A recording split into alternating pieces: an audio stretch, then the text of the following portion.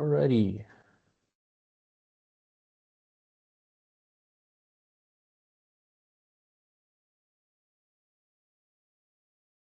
Awesome. Right.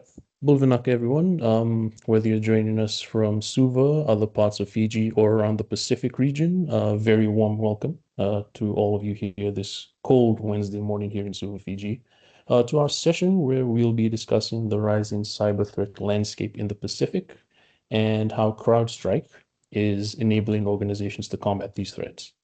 For those of you who aren't familiar with me, my name is Kieran. I'm an ICT sales executive here with Vodafone Fiji, but I'm not alone today as I have two very special guests. They are the senior solutions architects for CrowdStrike and NextGen, Mr. Andre Camillo and Mr. John Aziz. Hello, gentlemen. How are you?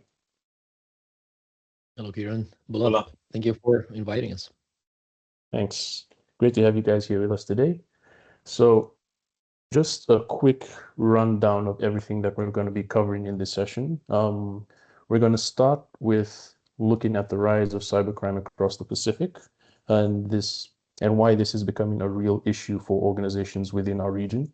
We will then look at a few local and regional examples of the most recent cases of cybercrime. And then from there, I'll hand you over to Andre, where he will take you over and he will unpack how modern cyber attacks work and why many traditional security approaches tend to fall short before showing you what a modern cybersecurity model looks like when it comes to CrowdStrike. And then, of course, that includes a live demo, so you'll get to see the solution in action.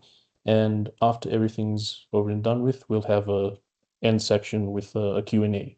We'll end it off with a Q&A. So if at any point during this presentation you have questions, feel free to ask them in the Q&A session at the end. All right. So with that being said, we'll jump straight into the rise of cybercrime in the Pacific. So when we talk about cybercrime today, it's no longer a future issue or something that's happening only in large global markets. Across the Pacific, cyber-enabled crime is increasing as organizations and communities become more digitally connected. And we're seeing a lot more cases of cybercrime, such as online fraud, scams, identity-based attacks. Here in Fiji, for example, our law enforcement has publicly highlighted that there has been a rise in cybercrime, particularly with fraud and online deception. That's the two most infamous ones that we have right now. And this affects not only individuals, but businesses and institutions alike, right? Ransomware is also skyrocketed here in the Pacific.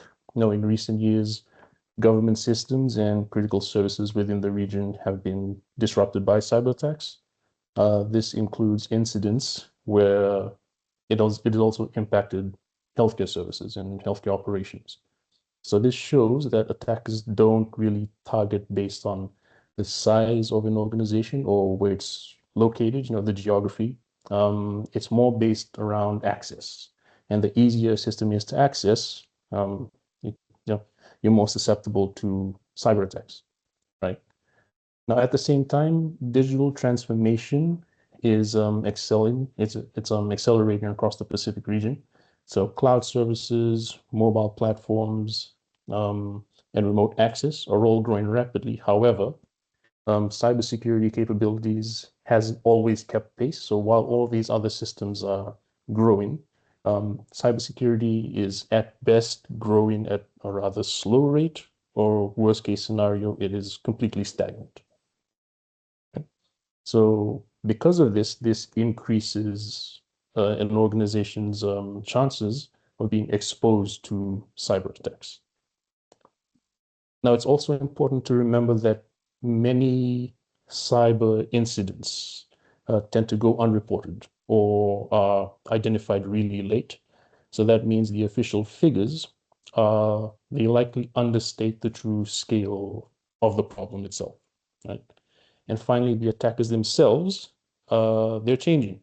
They're a lot more faster, they're way more automated, and in some cases, they're also using AI-driven technology, which means even small organizations, small businesses are now viable targets for these attackers. So the key point here isn't just that, cybercrime is rising, it's that it's happening a lot more faster and spreading more quickly than traditional defenses were designed to handle.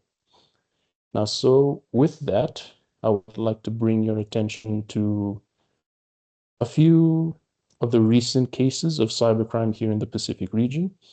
So these are five cases that I picked up, but I want to focus specifically on the first one in Vanuatu and the last one with Tonga's health system. So the first one happened back in 2022, where the Vanuatu government was taken offline for a little over 2 weeks, 11 days, right? Due to a cyber attack that crippled essential services. Now, everything from the government website, emails for users within the government, and essential public services were all taken out. All right. So that resulted in the government having to revert back to manual processes in order to get the job done. So as you can imagine, everything from visas, payments, and daily operations were all delayed, and that caused a serious problem back in 2022. And as hackers always do, when they target your systems and breach your systems, they always require payment. So we want you to pay X amount of money in order for your systems to come back online. And a similar thing happened in Tonga. And this was quite recent. It was mid-2025, where Tonga's health information system was hit with a ransomware cyber attack. Okay. And the hackers had demanded $1 million to restore access. Thankfully, this does have a happy ending, as though the government did refuse to pay that $1 million, they did get help from cyber experts over in Australia who helped to restore the system within a few days. So health services returned to normal, patient records were recovered, and backup systems were implemented. But what these two examples tell us is that it paints a really grim picture that though some organizations and some governments do have updated cybersecurity models, there are still a significant amount that don't. And as we saw in the previous slide, because a lot of these systems operate on either a completely outdated cybersecurity model or a model that's maybe 2-3 generations old, they're far more easier and more susceptible to be targeted by cyber attacks. Right? So those are just some of the few examples that we've had here in the Pacific region. But for a deep dive into cyber attacks, how they work, and how traditional systems have been falling behind, I will now hand you over to Mr. Andre Camillo, who will take you through these next steps. Naka, Andre. Thank you, Kieran. Let me start sharing real quick.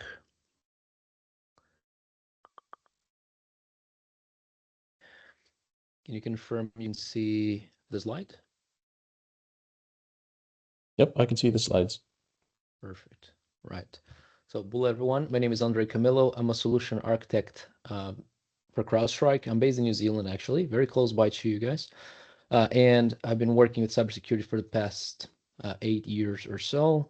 Different vendors, different capabilities, but hey, since 2024 at CrowdStrike, working closely with partners like Vodafone, helping them bolster their services and their offerings to help you guys, your customers, be protected against all these threats that, of course, Kieran introduced us to in your region.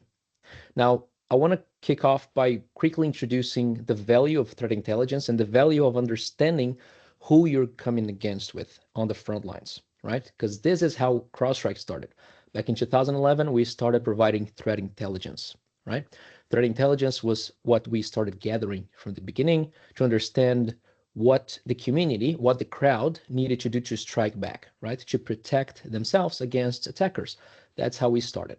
And ever since then, we've seen the progress from script kiddies all the way to now we're seeing enterprise adversaries, right? So we're seeing adversaries that are funded, that have different ways to fund their operations and by different means of exploiting in environments and creating more victims, unfortunately, of course.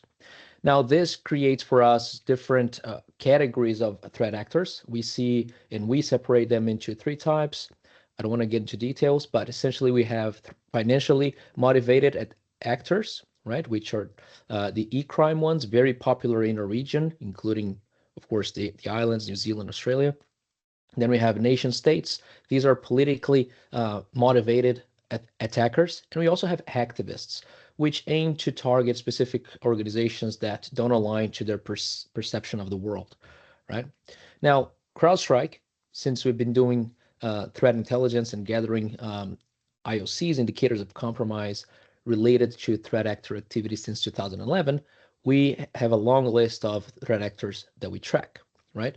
What you're seeing on screen is some of the numbers from last year's global threat report. And here's my first comment. Overnight, we just released a new report for this. This is called the Global Threat Report 2026. So that was just released.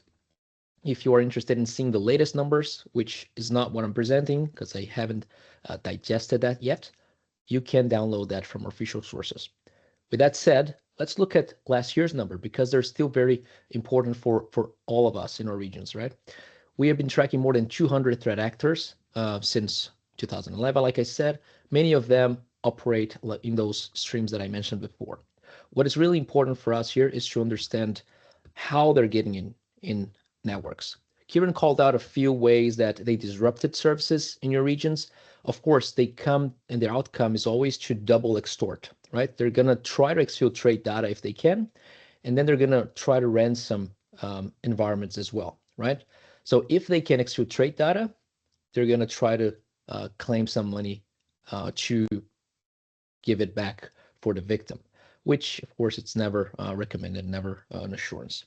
How do they do that? How do they achieve their goals? A few things, right? Mostly leveraging identities these days. So we see that initial access is still a pretty broad way that they get into networks and get access into, well, privileged workstations, if you will, okay?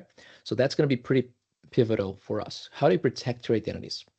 Even the front lines, you can see here the stats on screen. Now, can you see my mouse, Kieran, or no? Yep, I can see your mouse. You can see the mouse? Yeah, cool. Yep. So I'm highlighting here the 400% number. That is how much the increase of voice phishing has risen since the previous years of this report.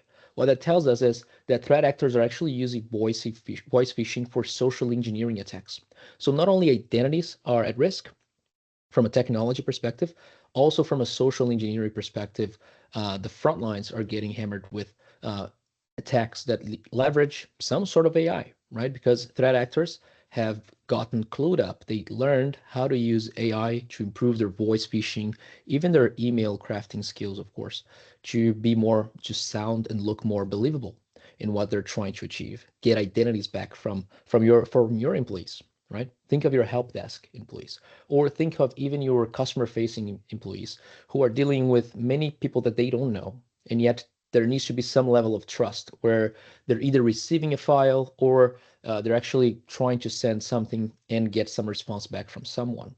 So attackers are leveraging all these social engineering, maybe gaps or options there for them to try to get initial access, harvest credentials, and then to move laterally. You can see here last year's lateral movement, average lateral movement was below 1 minute, right?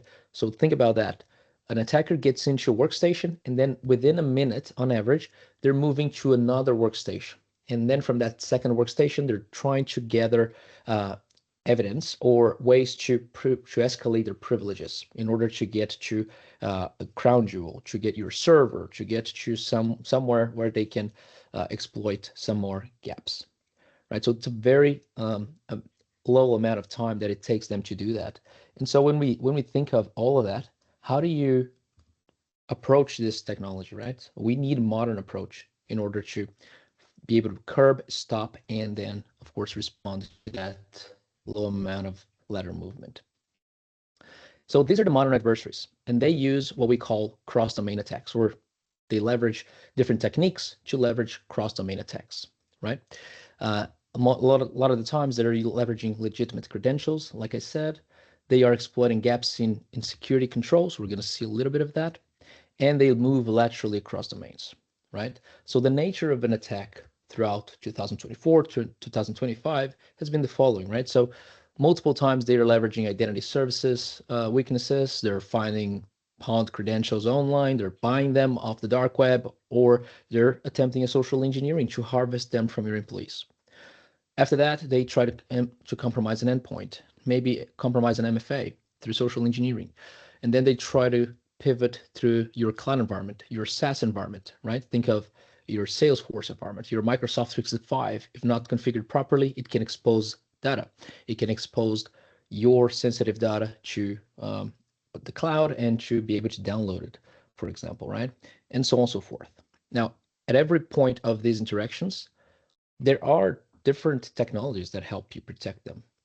But most of the time, they're siloed, right? They're not aggregated. They're not consolidated into one platform.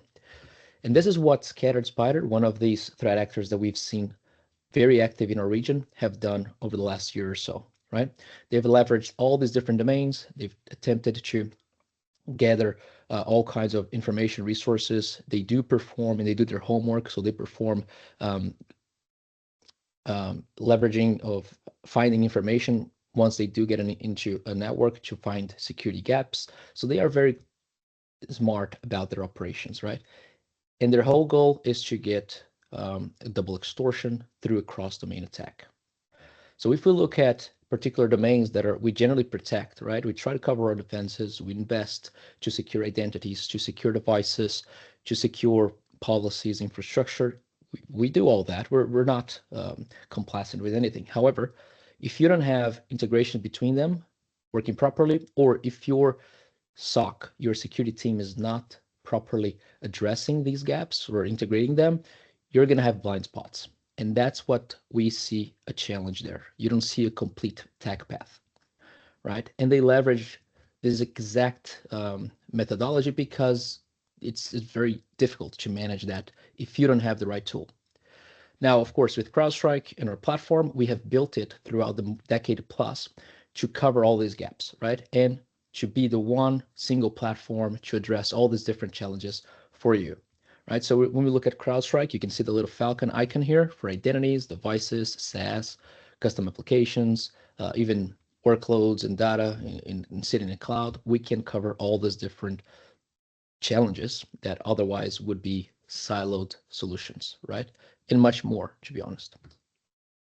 And how do we do this, right? So let's start talking about our platform. And I'm mindful of the time here, but our platform comes to help you address automation, comes to help you address the speed of response. Remember, the challenge is attackers are getting real quick to move laterally, to get started in pawning identities and endpoints. How do we have a platform that can respond at the same speed? We need a single platform that's not fragmented and that is fully automated, potentially through a SOC team, of course, that can handle it well.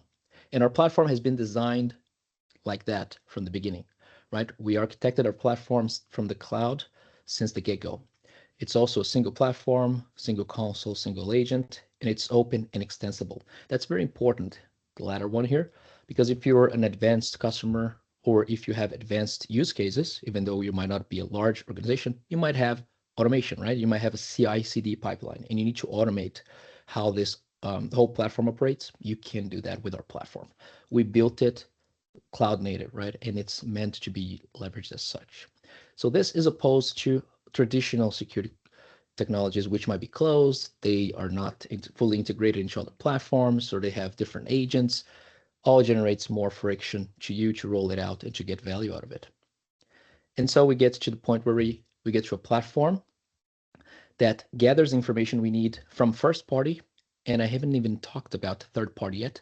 We're going to see this in the demo, but we can ingest third party data in our platform, right? Over the last few years, we have invested into a LogScale, into a company that in technology that would allow us to ingest third-party services and third-party logs and detections. And we can do this today, of course, and you can see all these third-party and first-party detections and alerts into the same platform. And then we can apply different machine learning algorithms and different AI technologies to find out what is relevant for the people at the center here, performing your security operations to digest and to respond as they need to, right? Now, getting a little deeper into the platform, it's a very broad platform. This slide here covers a little bit of everything we do. It's very broad. I don't have time to talk about all of this.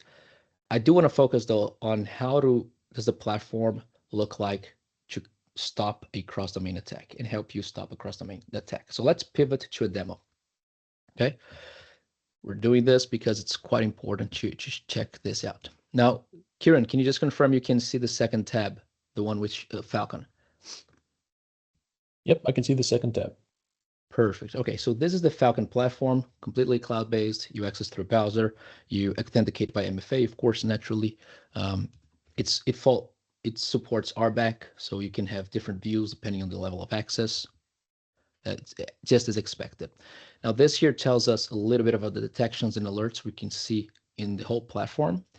What I want to pivot to is the detections bit. If I go to next, if I open up the menu and see all the different SKUs or capabilities that you procured and embedded into your version of Falcon, you can see here we have next generation SIEM, we have endpoint security, cloud, SaaS, identity, and the list could go on as much as you need in your environment. I want to get started with looking at detections. So let's click on next generation SIEM detections. That's going to take me to this page right here. So this is the list of detections in our environment. These detections, like I said, can come from first party or third party. First party meaning, hey, CrowdStrike technologies are raising them. Even our machine learning is raising this sort of detections. And this can be seen in the source product right here, right? I can also see here the category of detections that I have. Endpoint, identity, I could have cloud detections, I could have many others. Now this is being filtered by username. So when I click clear this filter, I could see more detections. What I do want to pinpoint for this demonstration though is how we stop cross-domain, right? So let's look at this endpoint detection right here. This is a detection that has correlation. And remember how I started talking about threat intelligence? And I'm talking about the platform that connects everything. Well, essentially, we're thinking of how your endpoint detections have indicators of compromise that can be tied to these threat actors. And this is the beauty of the platform here. These indicators of compromise from our pool of threat intelligence raise essentially raise the envelope and push the envelope on how alerts are presented to your SOC. So your SOC knows if they're dealing with a detection that has an indicator of compromise or some ties, any connection with a known campaign by one of these threat actors that we're monitoring, right? So this particular detection is related to scattered spider, right? So remember the cross-domain attack that these guys run. This is one of these examples. I can scroll down through this summary and learn more about it, or I can click see full detection, and that's what I'm going to do. See full detection, and this is where it takes us. This is the full detection that's related to scattered spider. So I can see here, this is a detection for endpoint. So I can see details of the endpoint that is protected by Falcon sensor. I can also see a process tree, how process spun other processes, all the way down to the malicious process that has a direct connection to this threat actor, right? I can see the little icon here of the mask, and I apologize if it's too small. Yeah, I can zoom in a little bit. There we go. The little mask tells us that this is essentially attached to a threat actor, right? So if I click on this artifact, I get summary here on the right-hand side. I can learn more about it. So this is incredibly helpful to understand who you're dealing with, what that particular artifact is doing, and importantly, when I scroll down, I can see here what it does, where it was picked up by our technology. And importantly as well, I can see the related intelligence. So I could pivot from this artifact to our threat intelligence, such as to understand who the adversary is. So let me click here, pivot to open this adversary profile. So at this point, now Falcon is telling me from its own database who I'm dealing with. So this alert is related to scattered spider. And I know from this particular dashboard here that I have others activity in my environment that matches this particular adversary. So that would raise a massive red flag for me. and I would need to start looking into all these other threat detections that are in my environment, right, related to this attacker, because it might be they're targeting me, right? Not only that, this report is going to tell us more about this particular threat actor, including what particular industries they target, what are their techniques and tactics. If you're a techie like me, you like to understand what they're doing and what it's being done, right? So that's where we get to the point where we start to understand if they develop malware, if they use a specific malware, or importantly, the Q chain, right? What do they actually use? So this report tells us all that they use, right? I'm not going to get in details for the threat actor at this point because I want to dive into the detections. Again, looking at the cross domain. Now, from looking at this detection, I can learn more about what was done, what commands were run. I can even look down to the actual command line that was executed, really in-depth endpoint visibility as well. But if I go to the details, I can see here a little more context as well. I can see all the detections that are related, and I can see users that are related to this particular detection, right? I can see that whoever ran that particular artifact is a very interesting user. I'm gonna get to it. Before I get there though, I can also see something important here. Charlotte AI for us, and mindful of the time. Charlotte AI is how we're continuing to bolster and increase the capabilities of our platform, cloud native, always ready to get upgrades like we do. But Charlotte AI is the LLM based and generative AI based capabilities of our platform. And we believe that we have great tools here for the SOC, right, to leverage Charlotte AI, to increase their time to response and increase their time to execute as well using AI, right? So Charlotte AI is part of it, right? Including triage with Charlotte AI. We trained Charlotte AI on top of all the years of detections that we provide for our first party customers, right? Through our MDR that we sell to customers as well. So we trained our own AI for it, and then we can get that to you as well with triage with Charlotte AI if your SOC needs it to enhance their speed to response. Now let's get back to the detection. Very mindful of the time. John, I'm looking at you. I know you're waiting for that. I'm gonna hand it over to you in a few minutes. Just a couple seconds. Let's look at this particular detection. We can see the username that ran this particular detection is called workshop. This is generally the username of the endpoint. And then we can see here print service. This is the username that ran this particular artifact. Now, if you look at print service, you see that's not a person username, right? This is a non-interactive user ID. So that's weird. Why would an automated process run this particular, or user run this particular malicious artifact? So we need to investigate this identity further. Now to do this, if you don't have the right identity security method and analysis, you might be in the dark here. But of course, this is a CrowdStrike protected customer.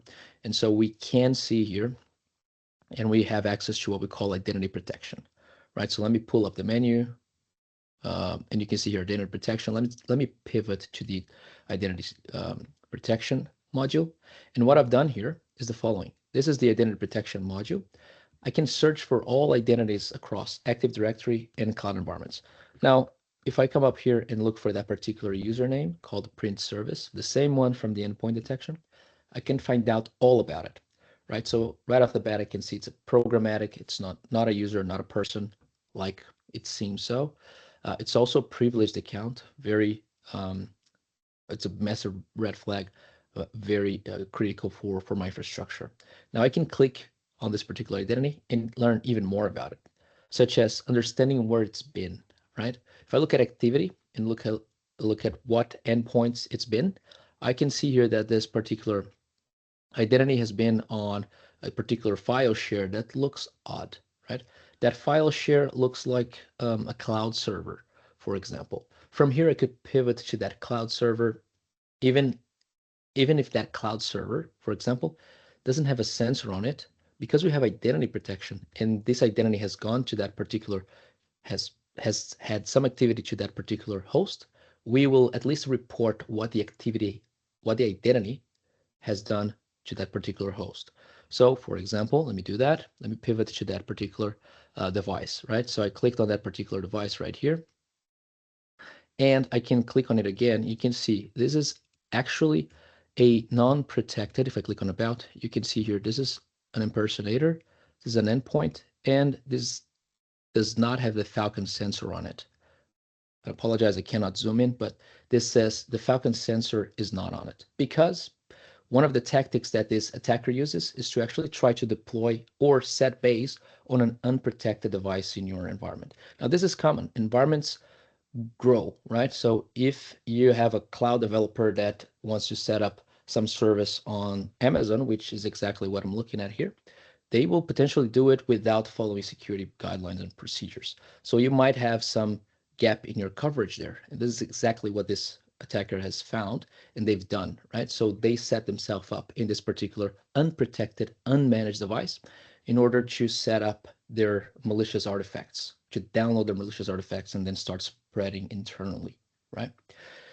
Long story short, and I'm mindful of my time here, I want to cut this demo short, and I want to propose here, if you're interested in learning more and diving deeper into this, including bringing your techies to go through this lab, we can do that. We can talk to Kieran, we can organize, I can run this to you, to your teams as need be, okay? So just, this is a tease for you. And this was just a quick demo on how the platform will help you hunt for cross-domain enabled attackers, if you will. Now, I want to leave you guys just before I hand over to John to talk about something else you can put your hands on and assess your environment with. I want to conclude talking about the platform and how we position it to all customers, right? We are pretty adamant that we need to be among the best in everything we do. And analysts recognize that. So Gartner, Forrester, and what I like the most, MITRE here, all recognize our tools and technologies as the best in market. MITRE is the one I like the most because it's technical, because it's looking at how we're actually operating to stop threat actors. And they always evaluate us amongst, well, the very top best, right? Just last year we had amazing results from MITRE as well, and they are independent. Now, other analysts will also regard other parts of our technology, not just endpoint, but cloud security, identity exposure management, and so on and so forth. So know that whatever you're investing in CrowdStrike, you're working with the best in the industry. And customers agree to that. We have a lot of customers across the S&P 500 in the US, but also in our regions, Australia, New Zealand, of course, in the Pacific as well. And we have partners like Vodafone supporting operations as well. So thank you for that, and I'm handing over to you, John, with a slight delay in my presentation. Awesome, thank you so much. And Bulla, everyone, thank you for taking some time out of your busy days to join us today. So my part, I'm going to take you through Falcon Shield and how we can use Falcon Shield to protect and be one step ahead of adversaries when it comes to our SaaS applications that are hosted in the cloud. So basically, adversaries are following the customer, right? So as customers, your businesses need to grow, they need to get things out to market quicker. And the best way to do that is to leverage a third-party SaaS application. So for productivity, we typically use M365 or Google Workspace. If you have development teams, they'll be putting their code and working on things in GitHub or Bitbucket. If you have an online database, it might be Salesforce or Snowflake. And basically, these platforms have become repositories of data. They've become identity providers. With very little oversight, it's not typically the security team that owns the platform. It's usually a business owner or a business unit owner that has that platform responsibility. Security teams are kind of blind as to how they're configured, and adversaries are using that confusion and that gray area to basically conduct their operations and take data out while organizations, by the time they figure it out, it's already too late. And you can see here, as Andre mentioned, CrowdStrike tracks, over 250 adversaries, and these are some of the ones that we've found that are pivoting their tactics to leverage this weakness in organizations today. So the challenges that you guys face, like we said, there's too many apps. Every time you need a new function or the business needs to grow, typically we go and onboard a new third-party app. We outsource the setup to a project team. They set it up. They give us a document that says here's how it's set up, and it's not typically touched again. Security doesn't typically become part of that process. In which case, then everything turns into a lack of visibility. It's a lack of understanding into what data are we putting into this platform. Who's responsible for the data? Has anything changed? Has the vendor released new features that no one's kind of configured or no one's set up to best practice? Things like compliance frameworks are coming down on third-party SaaS applications. No longer can you say, "Oh, I put my data in Salesforce. It's Salesforce's job to protect my data." That's not how it works. Anymore. And we mentioned, they're all disconnected. These third-party SaaS apps, they don't talk to each other, and so you have a bunch of users in one application that don't typically reflect another application.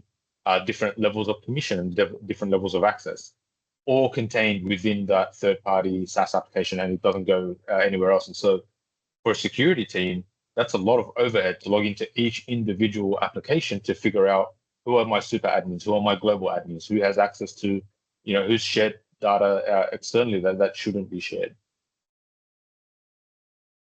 And if you talk to companies today, it's a hard problem to solve for. It's a hard problem to figure out. And so basically the approach is we just do a checklist, we do it once a year, and we hope that it's good. Okay. But a lot happens in 12 months. There's new features, adversaries change tactics. We have, breaches that occur upstream that cascade down. And these generic one-size-fits-all tests that don't really hit the mark. They don't really have the depth and the understanding of the ever-evolving threat landscape that we deal with today. And then the biggest one is no real-time monitoring.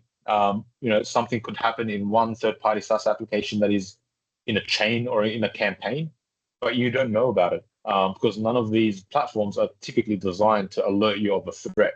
Threat modeling is not in their repertoire. It's not how they conduct their business. I'm an online marketing platform or I'm an online photo editing platform like Canva, right? Alerting you that someone logged in from a suspicious location is not really what I'm designed to do.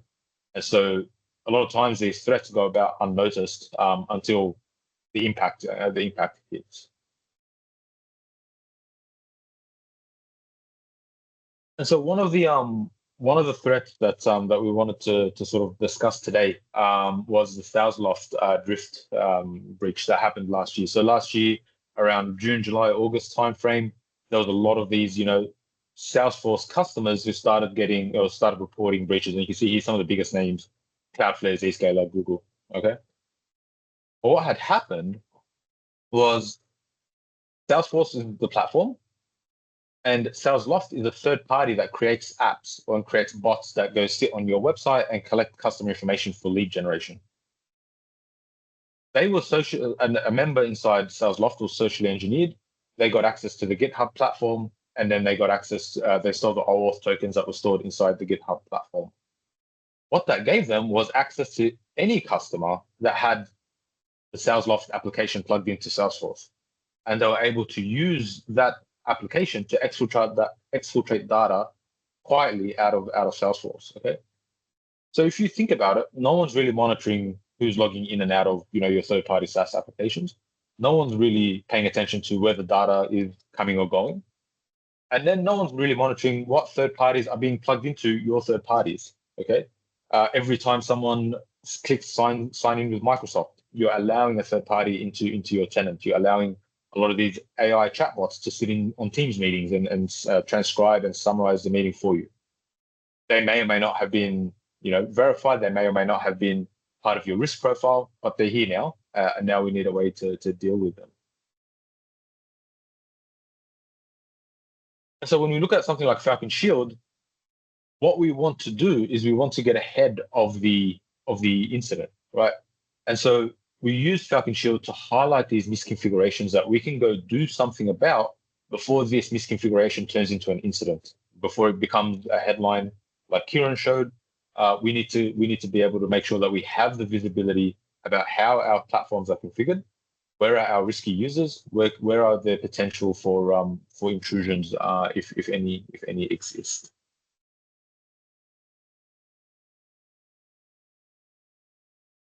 And so with that, I'll quickly jump into a demo.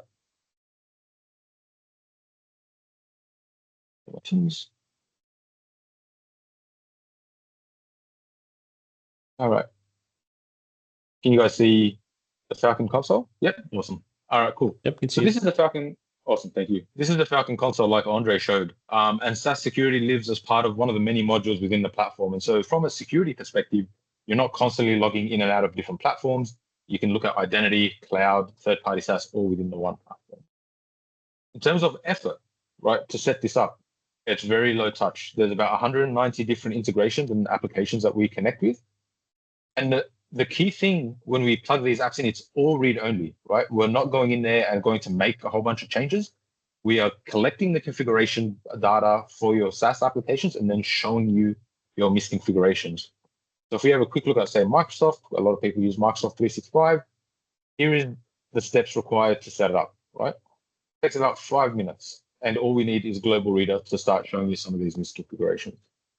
And so as you plug in your different applications, we have different features that we can pull from the third-party application, depending on what the vendor can give us. But the primary part is the security check so that we can show you the misconfigurations. And then we can pull in some additional data to enrich the telemetry there. And so once you start plugging in your applications, you start getting risk scores, you start getting posture scores. You start seeing a trend as to, am I progressing in the right direction over time, or is there something else happening in the organization that's causing my score to continue to drop? If you wanted an easy way to understand where you're struggling in terms of which security domains need a bit more effort or need a bit more visibility, you know, maybe MFA needs a bit of work, or maybe spam protection, I need to go configure my email gateway. All of this just based on connecting some applications into Falcon Shield. If we want to have a look at some of our security checks, so where some of these misconfigurations live, we can go look at security checks. We have, you know, we're currently got 8 integrations. We're running 519 checks. Now imagine if you had to do this manually, right? It's not really an efficient way of an analyst's time. You can tag which ones are of importance to you. You can add different tags of what's in review, what's a risk.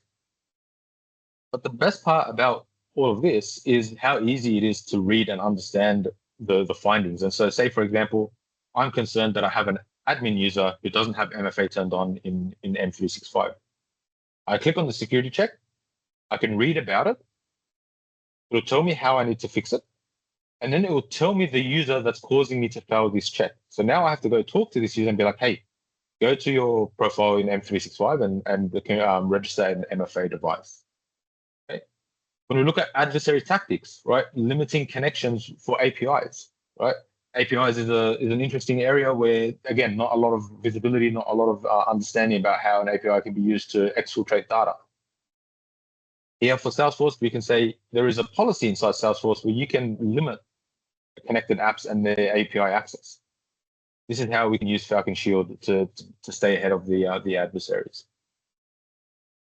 Now, this is just one piece of Falcon Shield. As you can see, we have you know, we can inventory and see what's publicly exposed data, what applications are being plugged into your third-party SaaS applications, what permissions do your users have across the different integrations, right? So if you really quickly needed to do an audit, who's global admin in M365, here's everyone. Okay. So this is just a quick snapshot.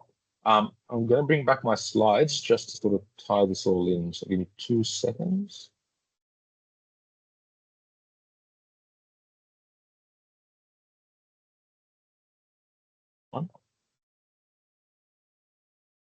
All right. And so, in addition to Andre's offering, we're offering in conjunction with Vodafone a no risk, no cost Falcon Shield risk assessment. So essentially, what we'll do is, regardless of whether you're a net new customer to CrowdStrike or an existing customer, we'll turn on Falcon Shield for you, and we'll do a 2-week assessment of your of the apps that you want to plug into Falcon Shield, and give you basically a report back saying, here's some of the misconfigurations and some of the risks we've found in your third-party SaaS applications.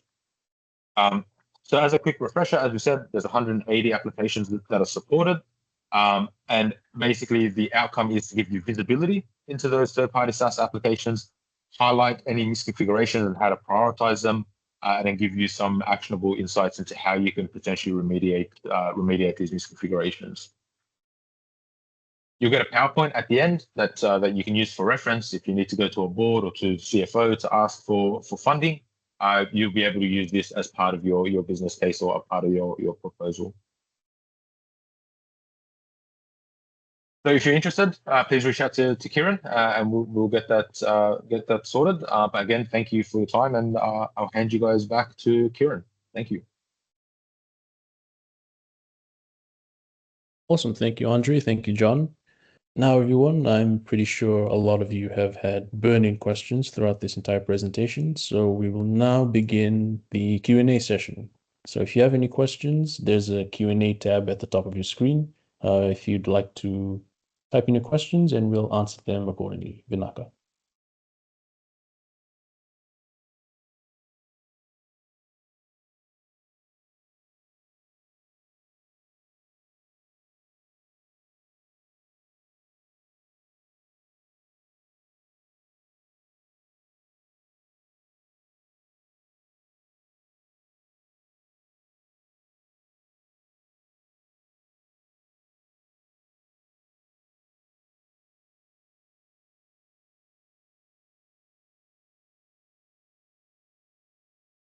While we wait, if there's any questions, I'm happy to kind of offer a few insights into some of these risk assessments as we've been running them across Australia and New Zealand.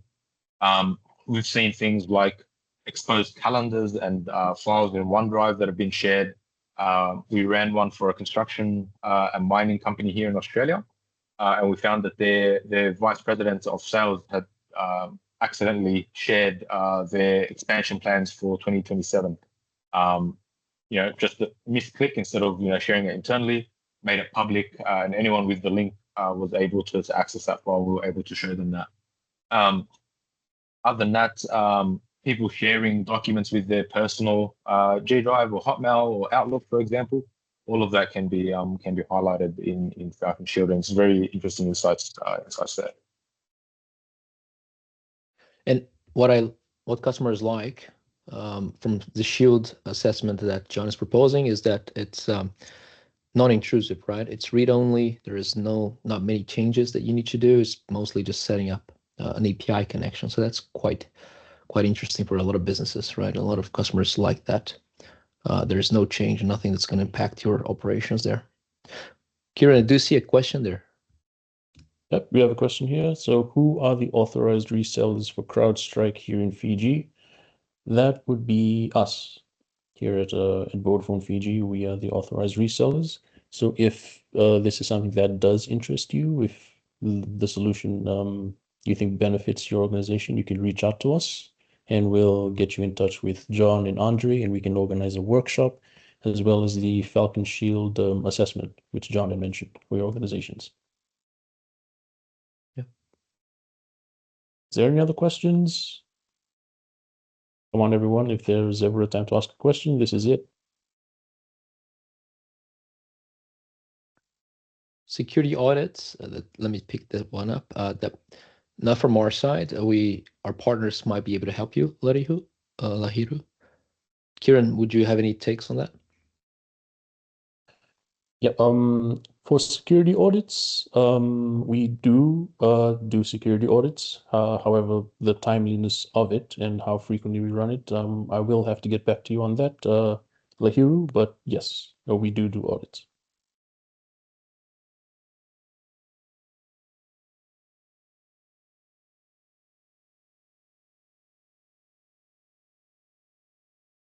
Any other questions, anyone?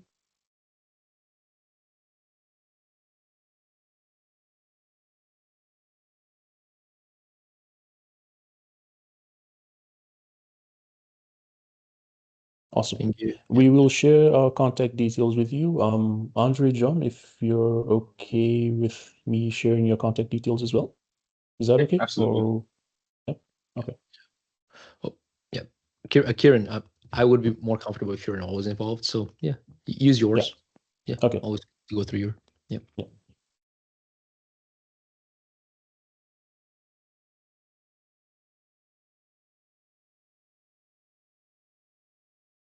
All right, final call for questions, anyone? Okay, so we have one here. Can existing CrowdStrike, what are the benefits in moving to Vodafone as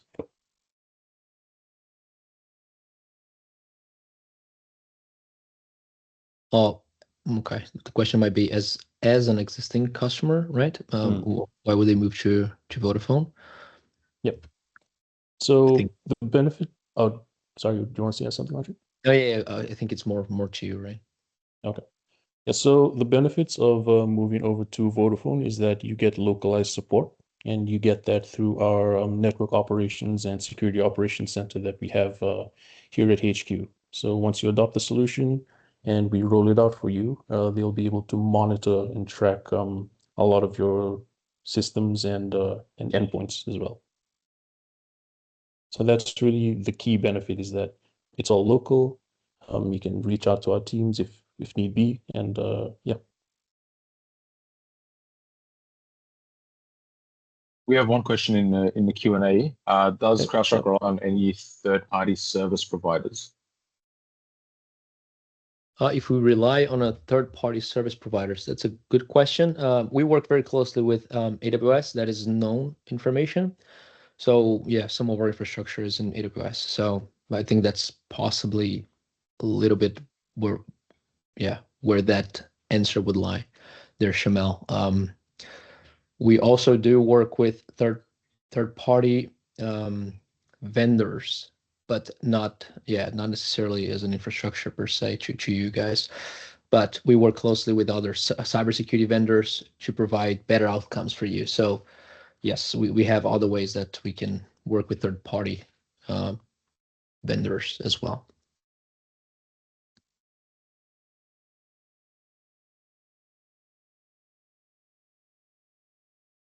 There's a question there. Data. So the solution is fully cloud native. Data is hosted in the US, right? And of course, yeah, it abides to all the compliances standards that the large provider needs to, including to operate at a very strictly regulated industries like financial services, for example. So we can operate under all kinds of industries, and of course, health industries as well.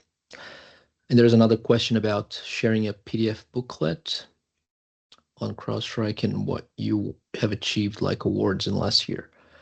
Yeah, we can share that. Kieran, I'll go through you as well too, so we can share to all the attendees these resources later. Yeah, we can do that. Okay, will do.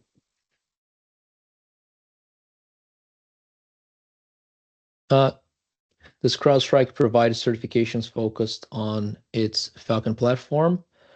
If you mean certifications on skills and people being able to operate it, yes, we do. We have what we call CrowdStrike certifications. We have many of them. We recently released a couple focused on NG SIEM and SIEM alerting and detection analysis. So yes, we do, and they're always growing, and our partners align to them as well when they operate CrowdStrike for the customers, right, as a SOC.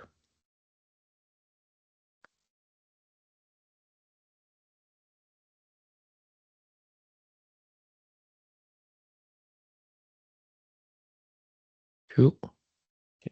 Thanks, Lahiru. All right, we have 5 minutes remaining on this webinar. If there are no further questions, then we'll wrap this up. Oh, sorry.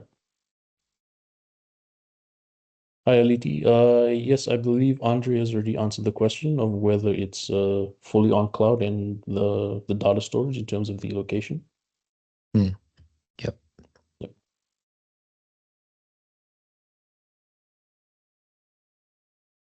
All right. So we're going to wrap this up. If you think that this solution could help strengthen your organization's security posture, feel free to reach out to us at corporate.ict@vodafone.com.fj. Once you get in touch with us, we'll start with a quick follow-up session to understand your current setup, answer any questions, and we'll get you in touch with John and Andre. If you wish to conduct a workshop with your organization or get the Falcon Shield assessment done, which was kindly offered by John. So if you'd like to go through that, contact us, and we'll also walk you through deployment planning, solution deployment and adoption, and then once that's all rolled out, we can continue supporting you with ongoing support and optimization, right? So again, if this interests you, reach out to us at corporate.ict@vodafone.com.fj. All right. So yeah, thank you everyone for joining today's webinar. We hope you found the session insightful and valuable. We truly appreciate you taking the time out of the busy schedules that you have to be with us here today. Also, to everyone that asked questions, to you guys, your engagement is what makes these sessions worthwhile, and we look forward to connecting with you in our future webinars. So again, from Andre, John, and myself, we hope that you all have a fantastic day and an amazing remainder of the week ahead. Knock out. Thank you, Thank you, everyone. everyone.